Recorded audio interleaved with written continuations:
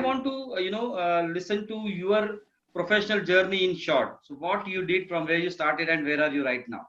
Like many young Indian boys who were good at academics, I kind of got into a sort of expected line. I became an engineer to begin with.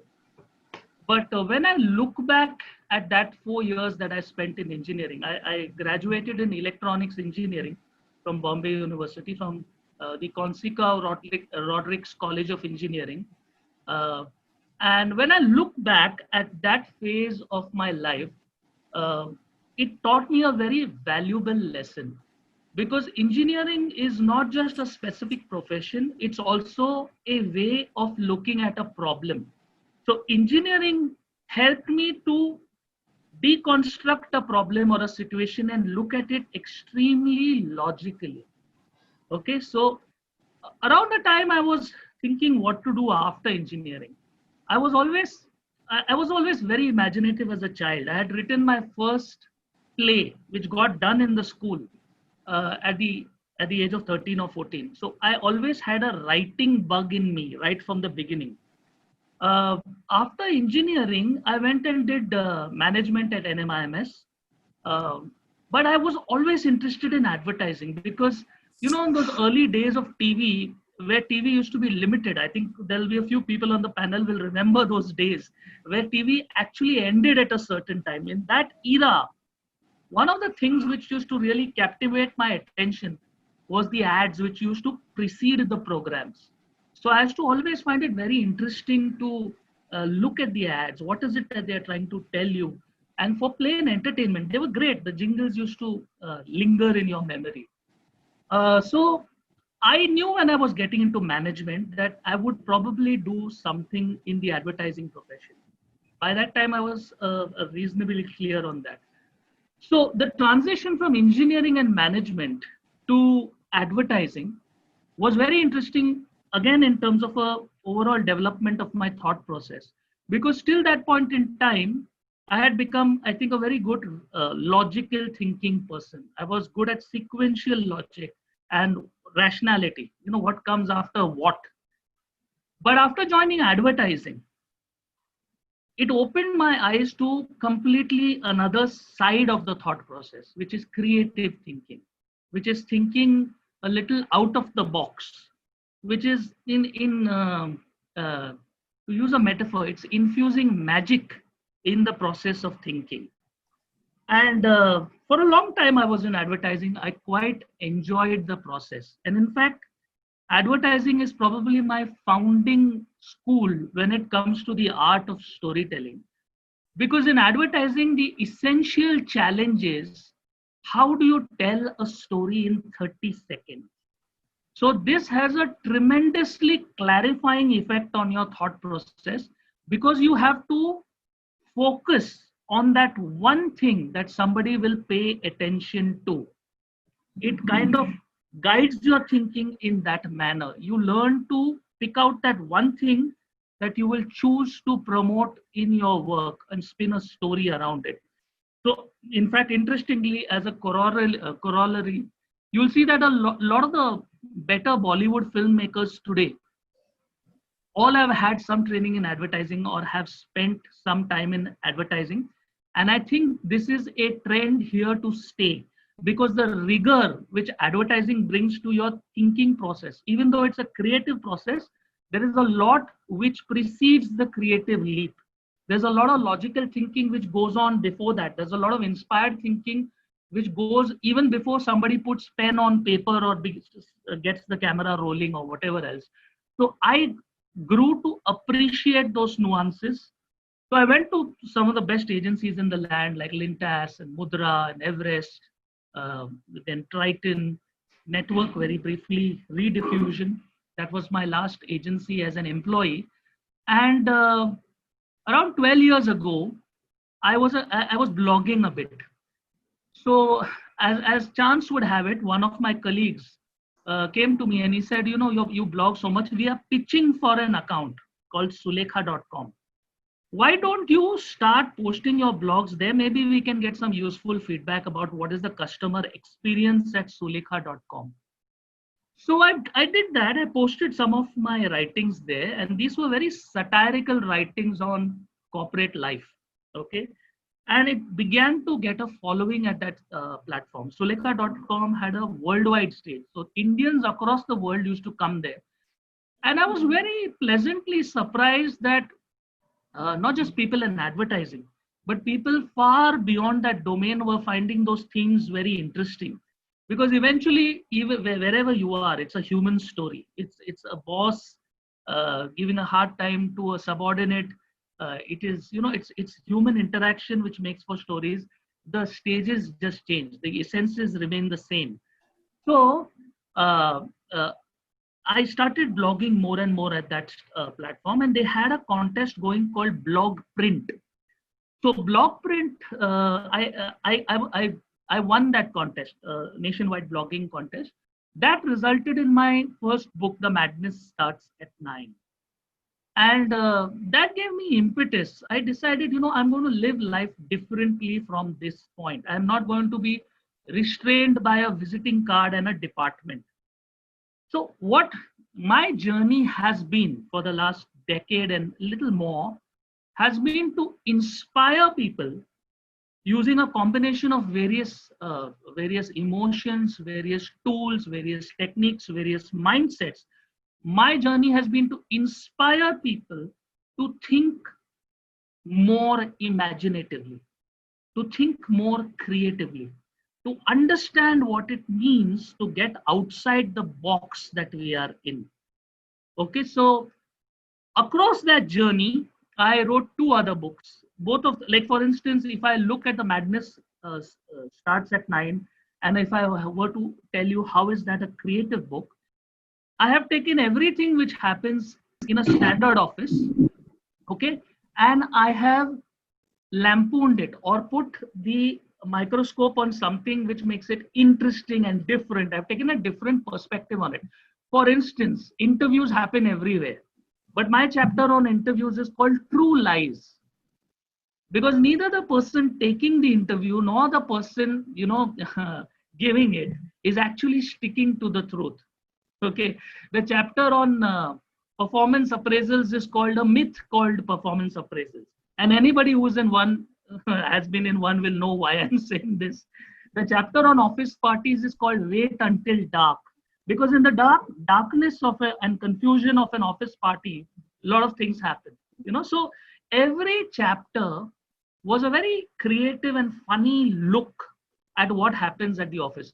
My calling in writing The Madness Starts at 9 was, we grew up at a time where our stories used to begin like, once upon a time in a land far, far away.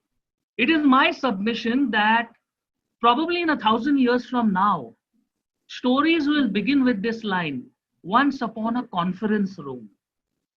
Right? That's because all modern day battles are actually fought in the office premises. So you might not use nuclear warheads or missiles and things like that, but you have subtleties like emailers and memos to people and little political things which happen. So initially that used to frustrate me, but because I started penning this thing down and I started getting a following for this writing, it began to become a place where I could purge my frustrations. It was therapeutic in many ways. So I wrote around this series, and it resulted. There are about 32 odd stories, of which I chose 25 for the first book, The Madness Starts at 9. One of the primary reasons it became a book was because of a character called Chai La. Okay, because it became a very popular character in the blogging world. Chai La was the Chinese canteen tea boy. And it is based on my observation that many a times I used to see that the tea guys in all the offices now are damn sharp. They used to know everything that was happening. And a lot of people did not give them credit for their wisdom, but they were very wise. They could see things coming. Okay, so there were 2-3 layers in this Chai La characterization. One was the fact that I saw this observation. I had this observation about tea, canteen boys in most offices.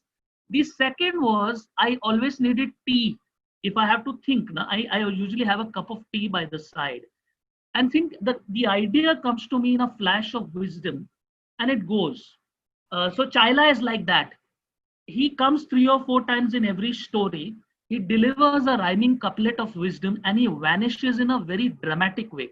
For instance, he might go into a screensaver, or he might go into the ceiling, or he might disintegrate into a Fibonacci sequence, anything like that. Okay, it had to be highly imaginative, and my challenge was in 75 appearances that he makes in the book. How does he disappear differently each and every time, which is a little difficult to do eventually, but it was a fantastic challenge to take on.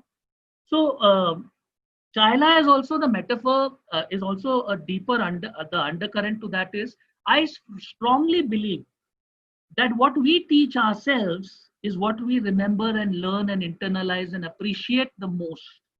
All wisdom is within us, but many a times we don't listen to our own inner voice. So Chaila in many ways was the manifestation of your own inner voice of wisdom, which many a times you disregard, as the primary character in the Madness Starts at 9, Ram Shankar, keeps doing. Sometimes he listens, very rarely, but always Chaila tells him the answer or tells him what's going to happen a little before it actually happens.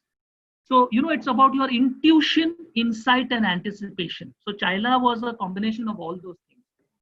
So, down the line, after finishing my first book, I wrote Lessons from the Playground. Lessons from the Playground comes from from a place very close to my heart, which is sport. All through my life. Now, if you look at me, you won't think I'm a sportsman. My paunch has planetary proportions, but I'm passionate about sport. So all my life, in fact, I used to always think that if I'd write an autobiography, the time frames I would measure my life by are World Cups. Like 82 World Cup in Spain and 86 World Cup in Mexico ke beech mere life mein kya hua? Like that. I'm a person who thinks like that. Okay, so to me, sport was much more than fun and games. Okay, to me, sport was a human theater where you could actually see strategies being employed, strategies working out, and you could see inspiration, leadership, teamwork, all those things everywhere. So to me, the fun used to always begin after the match, after the final whistle blew. Why did this team win? What did it do right? What did the other team do wrong? Was there a specific strategy that this player used? What's his backstory? Can I learn something from it? So I wrote this book called Lessons from the Playground, which is like a management tome, but it is actually using the stories from the sporting domain, using the energy of the stories from sport to kindle thinking in the boardroom. That was my overall ambition in writing Lessons from the Playground. So the Lessons from the Playground, because I wanted it to be like a management reference book, though hopefully it's a far more interesting one than most of the ones you'll read. I divided it into the 4 P's. So the first P was people. Like you have the 4 P's in marketing, I took the 4 P's of sport. So the first P was people, which is the heroes in sport and what can you learn from their lives. So I wrote about Pele, Muhammad Ali, Sachin Tendulkar, Michael Jordan, Roger Federer. Okay. The second P was platforms. What are the stages in sport? What are the ideas which come from there? So the Olympics, World Cup cricket, World Cup soccer, Wimbledon, and Indian hockey, something I'm very passionate about. The third P was processes. What are the things which happen in sport which businesses can learn from? So the art of captaincy, rituals in sport, playing styles of teams, like Barcelona at that time had a very unique style called tiki-taka. So I analyzed that. Words, sound bites from sport, because behind high emotion, there's also high thinking. High energy and action ke piche, always there is a high thought. So sound bites from sport. And finally, pinnacles. Pinnacles were the fourth P was pinnacles. What are those once in a lifetime achievement kind of events, and how do people get to that? Here I spoke about Roger Bannister running the mile under 4 minutes, Kapil Dev's 175 not out at Tunbridge Wells, Maradona at the 86 World Cup, Martina Navratilova winning 9 Wimbledons, and finally Michael Phelps winning 8 gold medals at Beijing Olympics. So it is an exhaustive journey through sport. In fact, it is something which was very fond to my heart. And about last year, I wanted to look at sport, but look at it specifically from the objective of how can sport give you techniques to think more creatively. So that led to sportivity, which is a combination of sport plus wit plus creativity. And it's a very short, I had meant it to be an airport read book. Now, sadly, considering what's happened, very few people are going to airports these days, tragic circumstances. But when I had conceived of it, it is a short, fast read. And every chapter begins with a little story, which gives you an insight into a little technique, which I then take across a business metaphor and a business example. And I then give an exercise. So can you think along these lines using this technique? So sportivity in many ways was me trying to make this whole process of creativity a lot more fun, a lot more interesting to people, and a lot more accessible. So you could be at any stage of life, you can still read sportivity. And in a nutshell, I was trying to make thinking the new sport in sportivity, make thinking the new sport. So in the midst of these 3 books, what I have also done across the last few years is consult people on brands across various domains, but using storytelling essentially, trying to get them to the essence of what the brand stands for. And I've also done these workshops called Cracking the Da Vinci Code or Getting Your Mind to Fly. These kind of sessions where I introduce various people to what are the basic tenets of creativity and how can you become more creative in your own life. So in a nutshell, this has been my journey. Super. So since we are talking about creativity, you are talking about creativity from that engineering drawing board using T-square to creating storyboards and to writing your books on your writing table. That's a huge journey and it's a creative journey only. So Vinay, my question is, can creativity be learned? And what is creativity? That's a very good question, and I get that quite often. The beauty of it is creativity is one of the most misunderstood topics in the country. Like everybody in our country, in all leadership positions, will be saying we need to be more creative and innovative. Now, to me, just to clarify what both those terms mean, because you hear them a lot. Creativity is a process. Innovation is a result or manifestation of that process. So innovation is usually the result in terms of a product or a process or something else, but it is a tangible thing. Creativity is something you actually can't touch and see. Now, one of the myths about creativity is, now we typically, when we say creative, we think people who have long hairs, wear kurtas, have very bad attention to personal hygiene. Those kind of images pop up in our mind, artists, painters, directors, sculptors.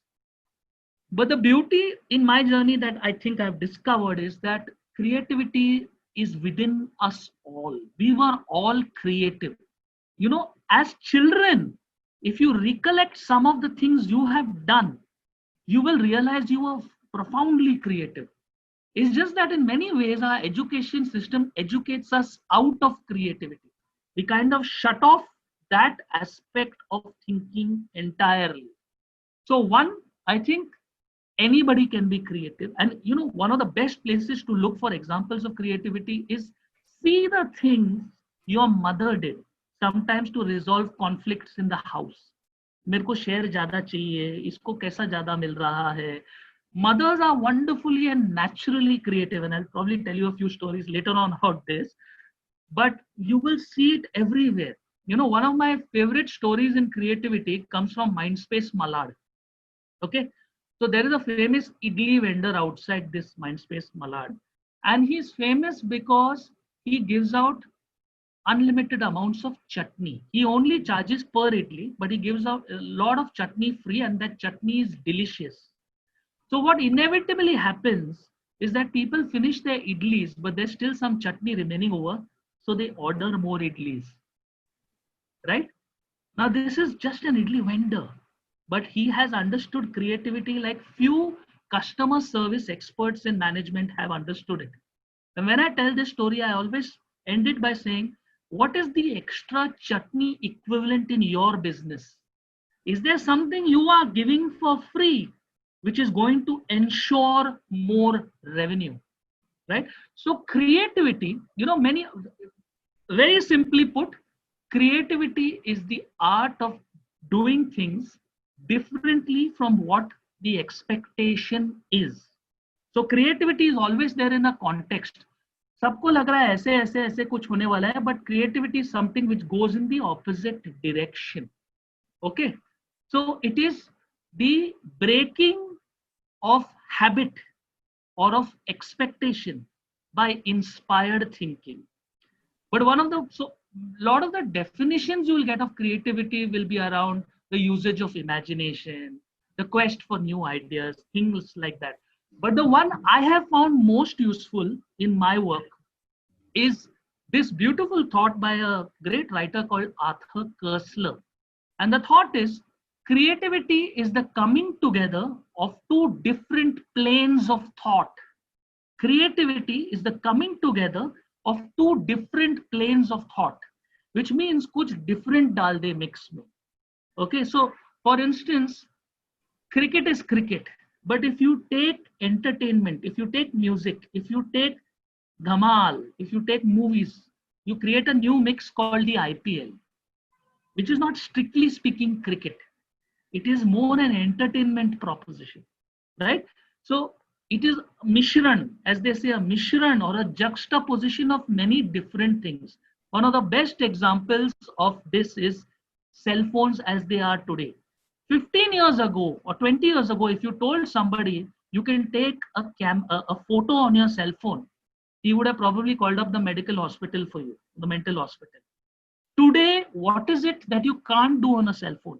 That is because many different worlds have come together on the cell phone.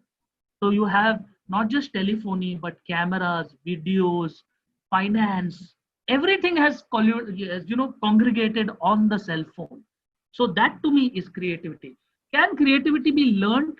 As I said, we are all creative, but from time to time we need to flex that muscle. Like we can all run, but many across time we stop running and we become unfit. So in many ways we are unfit today when it comes to creative thinking, because we have not exercised our mind in that direction. So with a little bit of conscious effort, everyone can be more creative. Now I'm not saying you're going to become Da Vinci or Einstein, but just like if I go into the nets and bat every single day for a year, at the end of that year, I'll be a better batsman than I was. In the same way, you can become a better creative person than you were before. Superb. And then in your workshops, I think you teach that. You do a lot of workshops for them. So in that context only, so what you love more, I wanted to ask, but before that, I will ask you how you incorporate stories in your training, because this platform is for storytellers. A lot of storytellers are watching this, will be watching this. How you bring in stories in your training when you are coaching someone or when you're taking workshops? How you do that? So to me, stories are creative tools which help you make the point around important concepts far more memorably in a manner that they will stick. That is the power of stories. And what is interesting is now all through human civilization, stories have represented that. Just to give you an example, Bhagavad Gita किसी को याद नहीं है, लेकिन अच्छा बुरा जो आपको करना है जिंदगी में, you will know from the Ramayana and the Mahabharata. Why? Because they are stories.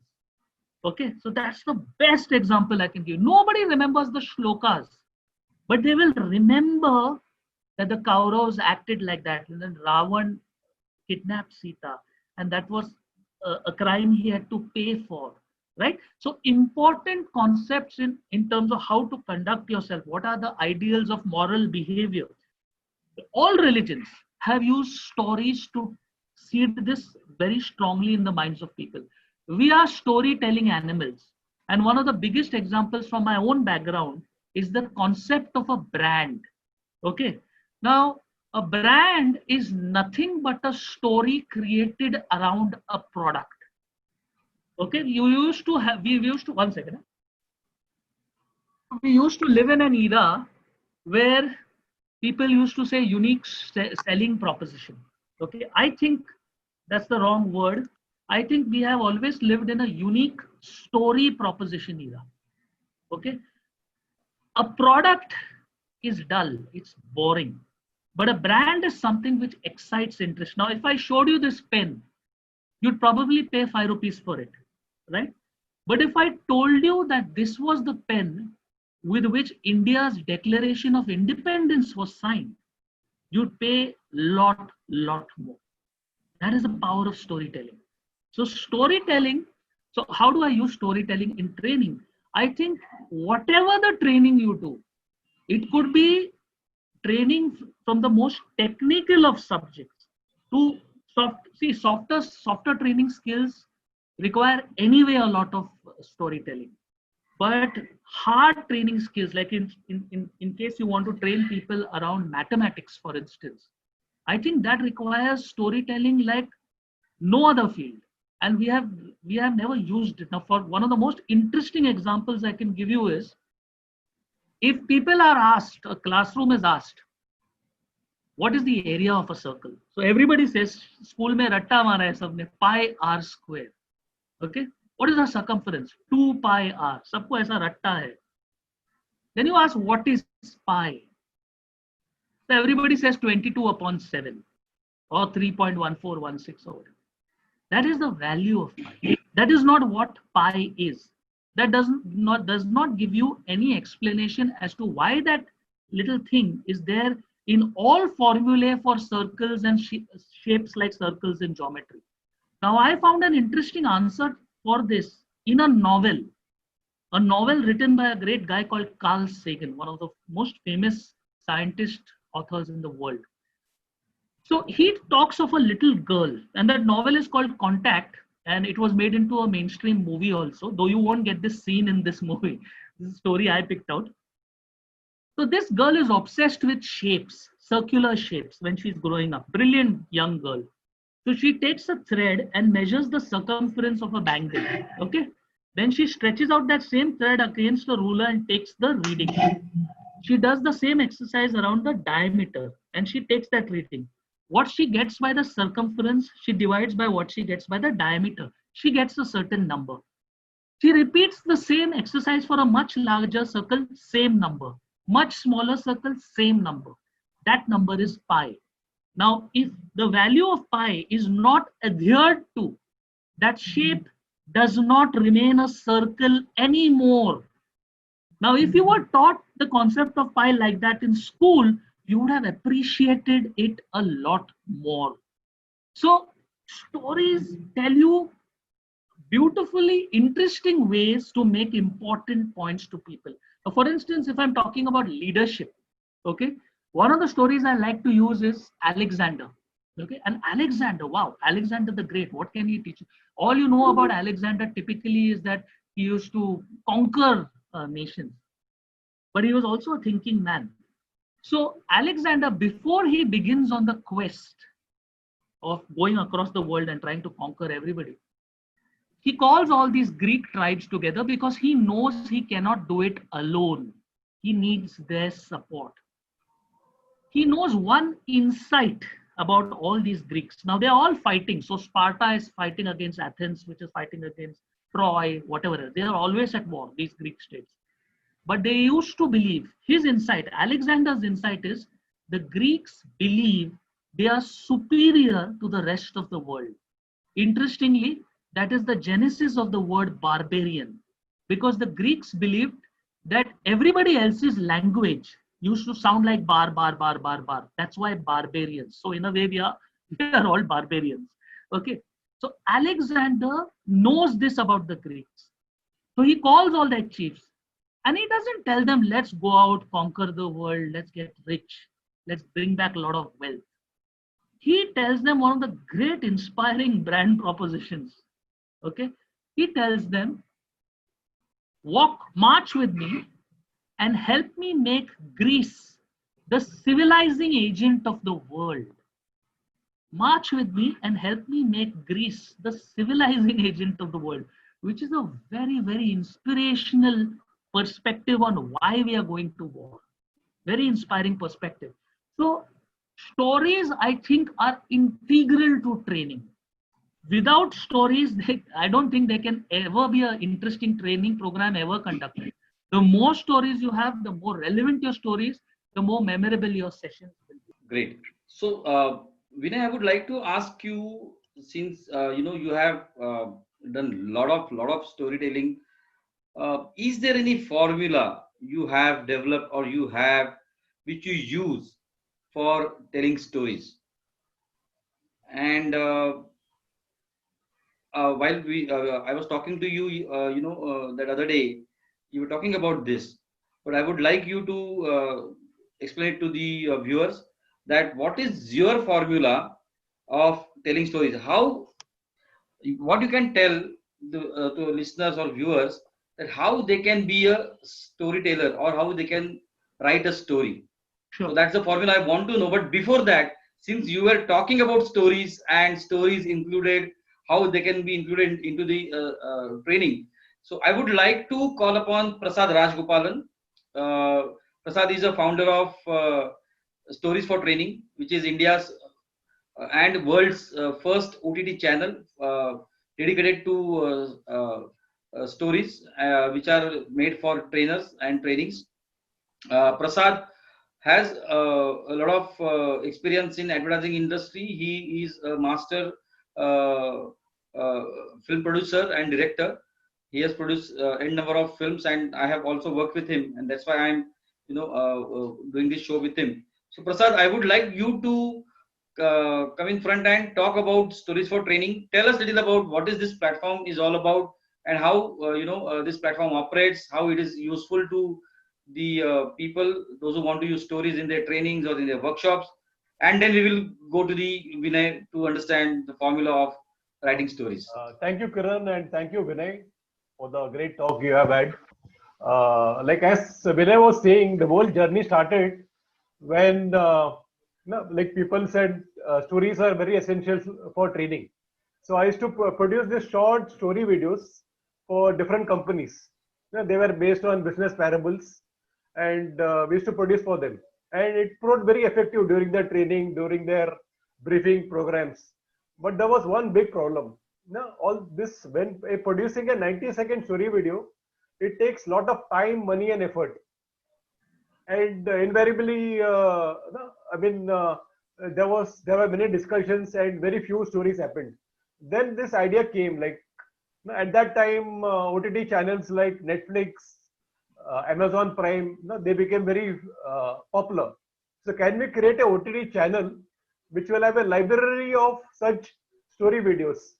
So any presenter, if they wanted to include or any trainer wanted to include a story video in his training, all he has to do is just go to the channel, select a story, play the story and engage. So let me share the channel for you, a channel called Stories for Training.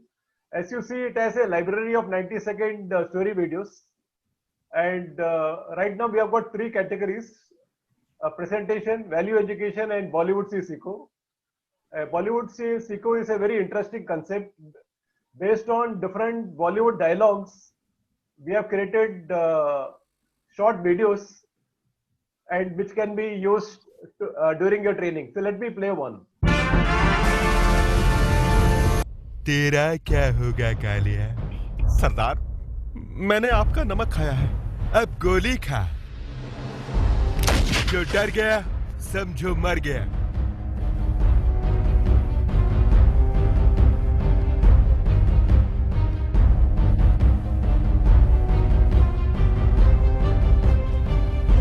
जो डर गया समझो मर गया।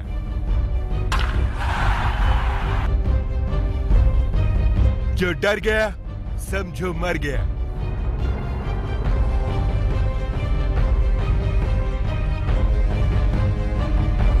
जो डर गया समझो मर गया।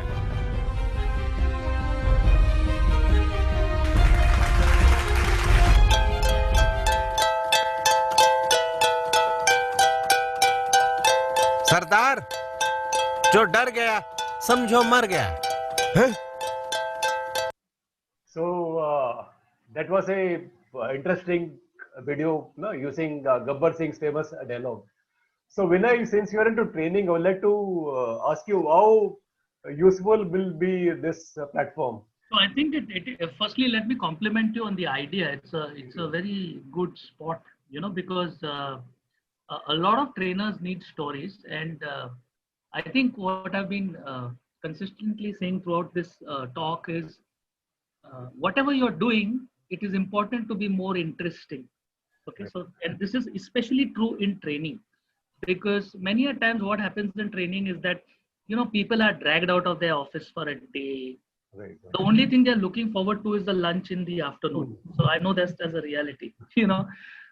The more you entertain them, the more they will retain what is it that you're trying to say. The more they will speak well of you when they go back, the more business you will also get, right?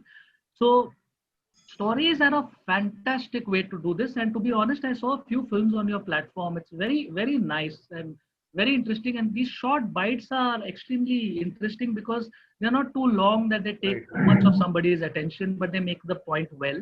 As an aside, what is really interesting is one of the most memorable pieces of advice ever given in Bollywood culture is from a villain, Gabbar Singh. So that is one of the most interesting side stories in that. But I saw those 2-3 videos on 3 Idiots also, and they were very interesting. So I would highly recommend trainers to look at your platform and borrow from it or subscribe and make use of it, because in many ways, I'm telling you, storytelling is here to stay, not just for trainers, but even in terms of the meetings and presentations you'll be doing on a daily basis to your clients and to prospective clients or within to your own team. You need to use stories as tools, so I think there is a lot of scope for it, and all the best going forward on that one. Thank you, Vinay. And for the viewers, see, subscribing to this channel is very easy. You just need to go to storiesfortraining.com and sign in, put your name, email, password, and it happens in just 2-3 minutes.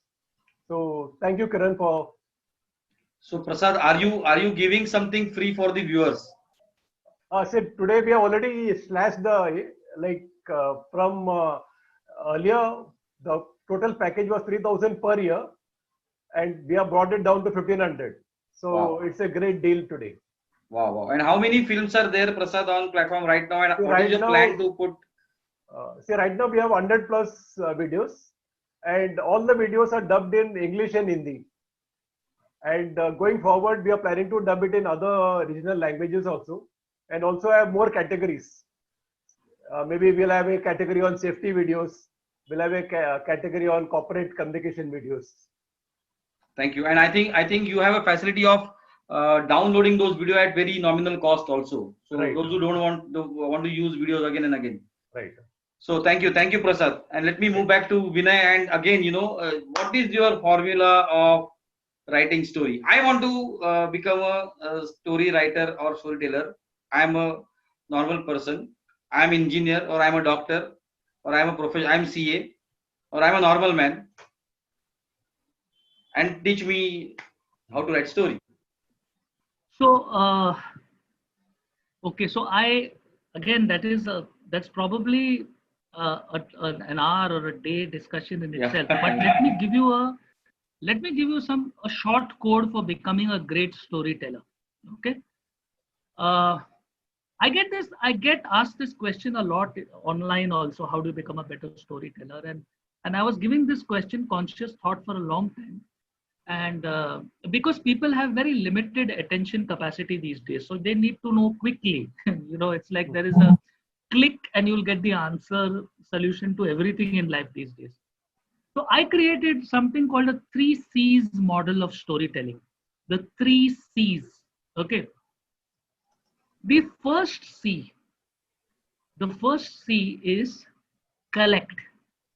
Collect. What do I mean by that? You'll become a better storyteller when you learn to start collecting stories.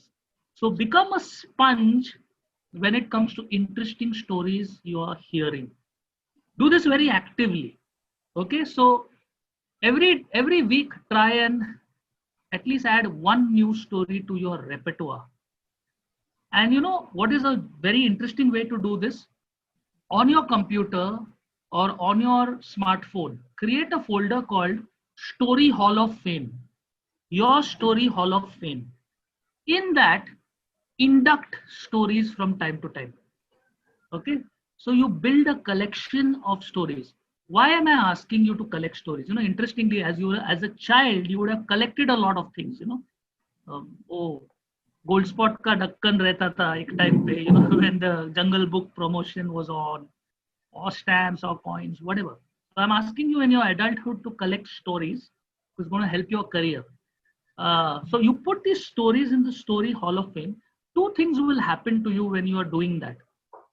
The first thing is you will begin to understand the structure of stories. Stories work because they start at a certain level, there's a dip, and then they go up again. You know, there is a structure to stories. For instance, in the Ramayana, without the Sita Apharan, there is no resolution by the killing of Ravan. So every story actually have a graphical structure where there has to be a dip before there has to be a resurrection of sorts. Every story is common in that structure. So you should not just collect stories as in kahaniya, in terms of old stories that you have heard from science, from sport, everywhere. You can also collect different kinds of stories. Now, for instance, on the internet, you will get these beautiful 6-word stories. Now, apparently, this great writer called Ernest Hemingway was once challenged by somebody to write a story in 6 words. In 6 words. So what he wrote was, for sale, full stop, baby's shoes, full stop, never worn, full stop. And those 6 words have the power to build an entire picture in your mind. So you begin to understand length is not important in a story. It's how it is told. It's how it plays around with your emotions. So that is in the first C, which is collection. It's very wonderful insight. I'm going to start that folder from today. Thank you. I collect stories, but not in a folder. So and I'm going to put name Vinay to that folder. Oh, that is so sweet. I'm touched. Okay, the second C. Now you're not collecting this story just like wasiyat mein dena hai kisko stories. You're collecting them for a reason, and the reason is this is your armor. Anytime you are having an argument with somebody, anytime you are trying to persuade somebody about something, you will pull out a story. So this is called curation, the art of knowing when to use which story. And this begins with a conscious habit. The next time you're making a big presentation to a client or to a colleague or anybody, think very hard before the presentation begins. Is there a story I can tell which will make the point in a much better way? Is there a story I can tell which will make the point in a much better way? Now, for instance, I do a lot of brand work, and repositioning things is a complicated concept for many people sometimes to grasp. So I give a story I heard recently. Now, this is from the director of a company. She told a very interesting story. It stuck in my mind.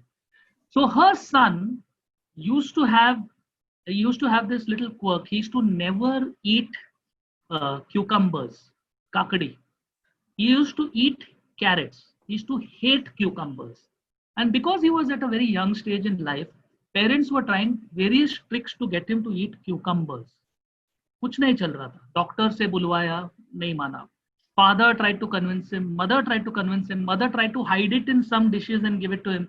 He used to remove the cucumber aside and throw it away. One day his elder sister saw this. She just said, Rehan, why aren't you eating these cucumbers? They are just green carrots. They are just green carrots. Carrots he likes. And from that day, he started eating carrots. Sorry, cucumbers. Yes. And that is a great example of taking something which is unpleasant and repositioning it as something pleasant. Right? So that is curation, knowing when to tell which story. It comes with practice. The third C is actually creating stories. Now, this is again a big thing, but I'll try and decode it into 3 shorter points. The first point is adopt a new attitude. Now, what is the attitude I want you to adopt? The attitude I want you to adopt is look at the world like a storyteller does, which means take time to pause and reflect on what has happened. Too many people live life like they are in a divine rush to catch the Virar fast local. Okay, it need not necessarily be the case. Pause and think about what has happened. Can something be something else? What is the subtext of that situation? Learn to look at things like that. The second is learn to put pen down on paper and record your experiences. Okay, like many people say, मेरे दिमाग में novel का idea है. वो कभी होगा नहीं, क्यों? Till you put pen down on paper or finger on keyboard, it will not happen. Okay? Writing is like doing crunches for your thought process. It's like doing abdominal crunches for your thought process.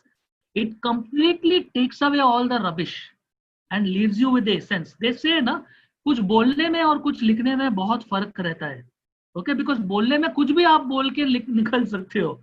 लिखना difficult है, which is why Kiran, you will know this. Many people in advertising find it difficult to write briefs. Committing something on paper is an art. It also requires courage because you're committing to something. So that is an extreme. So if there's a ritual I would encourage you to do is write. And today, social media gives you so many stages. So get into the habit of writing something new and original every single day. This is a challenge I've given myself for the last 10 years. Every single day without fail, whatever I'm doing. On most days, I at least put up a decent size post. But on days I'm away doing training or whatever, even on those days, I'll at least try and put up one original line a day. Not something copied somebody else's quote. Mera khud ka thought. Something original. So that really helps you in storytelling. Writing, the more you write, the more you'll get better at expressing yourself and finding the right word at the right time. You will become more articulate. One of the great magics of being a storyteller. It's one of your biggest skills you can acquire. And the third is a technique I'll give in storytelling. So the technique I like the most is using metaphors. Ye kiski tarah hai? What is this situation most like? Like everyone remembers that all those years ago, 26/7 में बहुत बारिश हुई थी Bombay में. Everybody got stuck. Everybody has a story to tell about that day, right? Take it as a challenge, as an exercise you'll do for yourself. Probably put it up on social media and tag me. Okay. What did that day feel like? What can you compare that experience of 26/7 to? For instance, was it like a expedition through the Amazon rainforest? That whole day you spent, maybe you were wading through water all through, right? So what a metaphor does, it puts that very interesting question in your mind. And the moment you have that question, you have something interesting to compare it with that creates a story. For instance, was your last performance appraisal with your boss like a walk through a minefield during battle? Kuch bhi kiya lag gaye tere. Was it like that? The moment you start thinking like that, your stories become more interesting. So those were the 3 C's of storytelling. Super. So collect, curate, and create. Super. So, Vinay, I'm happy to tell you also at Stories for Training, along with under guidance of Ashish Das Gupta. We have also created a format which is the 8-step format of creating a story, which is very easy. And in our workshops, whatever workshops we take, a lot of workshops for trainers and teachers. There we impart that. So it's great to know. And already, I have received few questions from the attendees. So one of Sure. that question, I will move to question answer session now because we have to finish Yeah. session by Sure. 6:35. So one of the question is, what do you like most from building brands, writing books, and training, and why? Okay. So to me, they are all the same, and they are all about the art of storytelling. They are just different manifestations of storytelling. So a book contains a story. A training session is usually around a central idea. And as I, said throughout the session, brands are also about a certain idea, or what is the story behind the product. So to me, I have tried to be flexible in my independent career because doing different things helps you stay intellectually a lot more alive. So I enjoy doing all three, honestly. Super. So here there is a question. Tell us a journey of brief to story when you're building a brand. Okay. Brief to story. Okay. So I can give a few examples actually. It's an interesting question. Yeah. I'll start with a smaller example, but it's very interesting. So once we had to create an ad, a campaign for Servo, the motor engine oil. Servo was sponsoring a vintage car rally. Okay. And every year the ad used to be very plain and boring, which was vintage car rally sponsored by Servo. It was at Reading, right? Correct. Yeah. No, this was when I was at Mudra. Okay. Oh. So every year it was very boring and it was the same kind of tender type ad. So we decided to do something different this time around.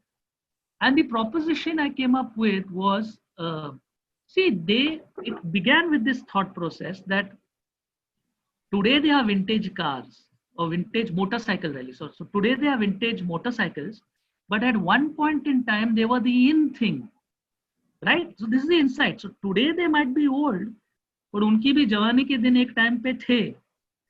So I just wrote this proposition, which became the ad in itself, which was, ever wonder how your grandfather impressed the chicks? And this won awards basically. Ever wonder how your grandfather impressed the chicks? It looked at the same problem in a very, very different way. The second example is one of, something I hold close to my heart. It's part of my work at Everest. And this is on Parle G. So in many ways today, superheroes are very popular now.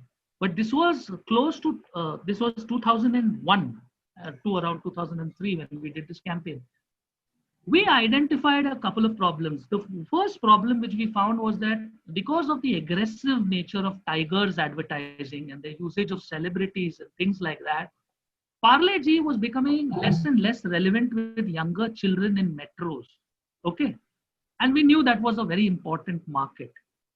So we wanted to move Parle G away from just being a food, it was a meal substitute in many ways. It has great heritage and it is seen as an heritage older brand perhaps. We wanted to strike a conversation with the younger generation which was coming in a way which would not be preachy. So in some ways we borrowed from this, the best example, the best story ever told to get children to eat spinach is Popeye. Right? Because it's not telling children eat spinach. It is showing you through a story what Popeye becomes when he eats spinach. And that works much better. So that was like our starting point. So we created this character called G-Man. And G-Man was a superhero who used to get his superpowers from eating Parle G. So it was not ads. We created stories. where children were kidnapped was one story, and he had to rescue them. And Parle Ji helps him perform dazzling acts as a superhero, and that's how children gravitated towards it. So we had a whole series going on of that, and that comes plainly from the fact that what was a marketing problem of not having enough sales in the younger generation, it got translated into a very creative solution. So those are two examples I can think of. Another one probably is I worked on Tata Sky, and I think I helped coin that insight for Tata Sky was television is the modern day campfire. Okay, now you see a lot of, previously people used to huddle around the campfire and tell each other stories, but now people don't tell stories. The television does that for them, right? And that was taken as a central starting point for much of Tata Sky's advertising, which has followed. So people gather around a TV set. What is happening around a TV set. So there are many stories like that, but here are three. Super.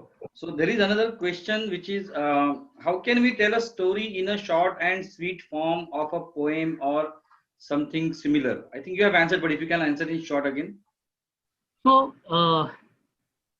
I think poems are stories in themselves. Okay, so I think the problem happens is that when we have this very probably academic way of dividing stories into prose and poetry and film and whatever, and drama and theater, it's a story. The form does not matter. So I would strongly recommend using verse or poetry to write stories in, because it's a very entertaining form of telling something. For instance, Tata Sky ki baat hai, one of the great baselines which my friend Ashish Khazanchi wrote. He isko laga dala to life jinga lala, right? Now it's a line which is complete in itself, because it tells you it paints an entire picture in your mind. So its stories should never be restricted by the format in which they are presented. As long as you have an idea which you want to communicate, find the best, most interesting way to do it in, and it is a story. Super. It's 6:30 already, but I'm becoming greedy. I want to talk more. I want to listen more. But in the interest of time, I would like you to end this session, Vinay, with a story which is you love most, or which is close to your heart, and which depicts maybe you, your journey, or whatever you are, or maybe a story which you like most. Interesting question. Let me go back to something I saw in a television series. It's called Cosmos. So this is one of the strongest influences on my storytelling life. So Cosmos was this wonderful series they used to show on Doordarshan in the early 90s and late 80s, which was narrated by, again, Carl Sagan, and he was telling us the story of the universe. So today, if you see it, you might find the special effects a little, old, but the concepts and the ideas communicated in that are mind-blowing. So what is the most interesting thing which has stuck with me is he had to tell people that the universe is 14 billion years old. That's a data point. 14 billion years old, the universe. Now, most people don't even know how many zeros would be there in 14 billion. We have no comprehension of that kind of a number.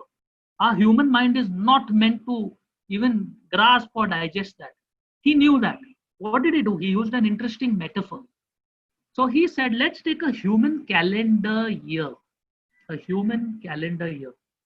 And if the first second on 1st January was when the Big Bang happened, where are we now? Okay. When did human civilization start? Just to give you an extent of what is the timeline. So he said, all of human civilization as you know it, so which means the last 10,000 odd years, that includes Indus Valley, Egypt, Vedic period, all of that is the last few seconds of the last minute of December 31st. That just has and continues to boggle my mind. And why I say this is, see, we are about the stories we tell, but many a time I think we appropriate too much importance to our own story in the overall cosmic chorus. तुम क्या हो? तुम सिर्फ एक तिनका हो. Less than that, even less than that. And whenever I remember this, it always inspires me to always keep my feet on the ground. You know, because eventually we are all pieces of cosmic dust. So I think life is a wonderful journey. Take it as it comes. There are stories all around you. Seek them, find them, enjoy them, write your own stories. But never for a moment think you are the storyteller when it comes to the overall scheme of things. You're just a puppet at the end of a string at a certain deeper level. So I'd like to end with that.